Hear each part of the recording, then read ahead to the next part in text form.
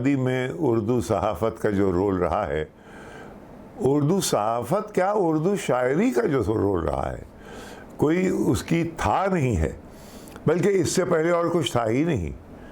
بھئی اردو کے اخبار تھے، ہندی کے اخبار ان دنوں میں نہیں تھے اتنے، اردو کے اخبار زیادہ تھے، اور انہوں نے جو انگریزوں سے جو پہلی جنگ عظیم انگریزوں سے ہوئی ہے، اس میں تمام رپورٹنگ جو زیادہ سے زیادہ تر ہوئی ہے اردو اخباروں میں ہوئی ہے۔ تو ہندوستان کی آزادی کی تحریک، ہندوستان کے صحافت کی تاریخ، اس میں اردو کا رول، یہ ایک بہت بڑا کام آپ نے اٹھایا ہے۔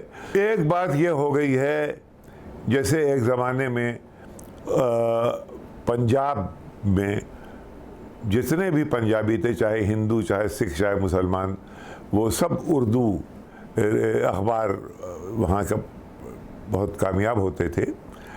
اب دھیرے دھیرے ایسا ہوتا جا رہا ہے کہ گویا یہ کچھ مسلمانوں کے اخبار ہو گئے ہیں۔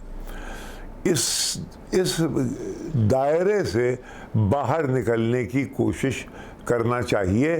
اس کے طریقہ کار کیا ہیں، اس کے بارے میں اس کانفرنس جو آپ کر رہے ہیں، اس پہ غور و فکر کی ضرورت ہے۔ میں جب لکھنؤ میں تھا تو اردو اخبار قومی آواز ہوا کرتا تھا، حیات اللہ انصاری اس کے مدیر تھے، اور مجھے یاد ہے اوپر ہمیشہ ایک شعر لکھا ہوتا تھا۔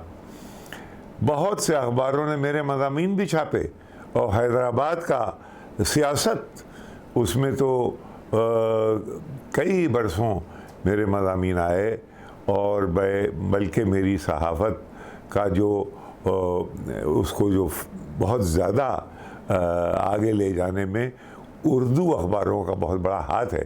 آج کل بھی اردو کے اخبار جس طرح سے میرے مضامین چھاپتے ہیں، اس کا جو ریاکشن مجھے ملتا ہے اردو والوں سے، وہ کسی اور زبان سے نہیں ملتا۔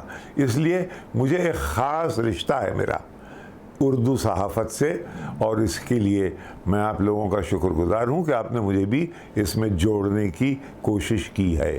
کچھ بات ہے کہ ہستی مٹتی نہیں ہماری، ہندوستان کے تعلق سے یہ ہم کہتے ہیں، یہی اردو کے تعلق سے بھی کہا جا سکتا ہے۔ کتنے ہی لوگوں نے سمجھا کہ اردو ختم ہو گئی، لیکن صاحب دن دونی رات چوگنی اس کی ترقی ہوتی جا رہی ہے۔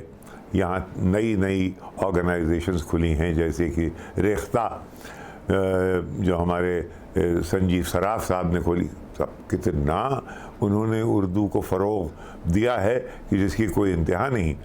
یہ جو آپ نے بیڑا اٹھایا ہے 200 سال اردو صحافت کا، جس میں کہ ایسے واقعات آئیں گے جیسے مولوی محمد باقر، جو کہ توپ میں باندھ کے اڑا دیے گئے صرف اس لیے کہ 1857 کا غدر انہوں نے بہت ہی ایمانداری اور دیانتداری کے ساتھ کور کیا تھا، انگریزوں نے انہیں اڑا دیا۔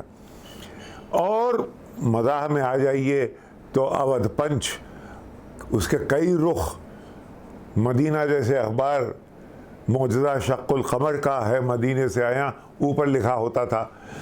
حیدرآباد کے کتنے ہی اخبار ہیں۔ تو یہ ایک بہت بڑا کام آپ لوگ کر رہے ہیں۔ Department of mass communication, Maulana Azad university Hyderabad نے جو بیڑا اٹھایا ہے، اس بات کا مجھے فخر ہے کہ آپ نے مجھے بھی اس میں شامل کرنے کی کوشش کی ہے، اور میں بہت جو بھی آپ کہیں گے میں اس کے لیے کرنے کو تیار ہوں۔ یہ کام ہی اتنا اہم ہے۔